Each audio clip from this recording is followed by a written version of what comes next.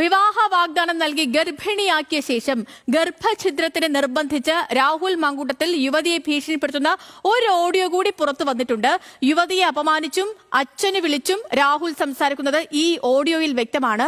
വരാനിരിക്കുന്ന കുട്ടിക്ക് ചൂണ്ടിക്കാണിക്കാൻ ഒരു അച്ഛൻ വേണ്ടേ എന്ന് ചോദിച്ചാണ് രാഹുൽ മാങ്കൂട്ടത്തിൽ പെൺകുട്ടിയെ വൈകാരികമായി അപമാനിക്കുന്നത്.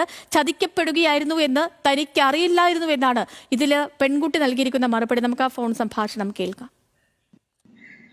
അത് പറ്റില്ല എന്ന് പറഞ്ഞു കഴിഞ്ഞാൽ അത് എനിക്ക് അത്രയും സ്പെഷ്യൽ ആണ്. തനിക്കല്ല ആയിരിക്കാം, തനിക്കൊരു 100 പേരിൽ ഒരാളായിരിക്കാം ചിലപ്പോ. എനിക്കറിയില്ല. അതെ അതെ, മര്യാദക്ക് സംസാരിക്കാം കേട്ടോ. ഞാൻ വിചാരിച്ചിട്ടാണ് അത്ര എന്നെ സ്നേഹിക്കുകയാണെന്ന്. ഇപ്പോഴത്തെ ആണെന്ന് എനിക്ക് ഈ ഒരു സ്വഭാവമാണെന്ന് എനിക്ക് അറിയില്ലായിരുന്നല്ലോ. പിന്നെ എന്റെ അച്ഛനെ വിളിച്ചോണ്ടല്ലോ. അതൊക്കെ കയ്യിൽ വെച്ചിരുന്നാ മതി. ഉറപ്പായിട്ടും അതിനുണ്ടല്ലോ. ആരാന്നോ എന്റെ മുമ്പിലോ ആരാന്നോ?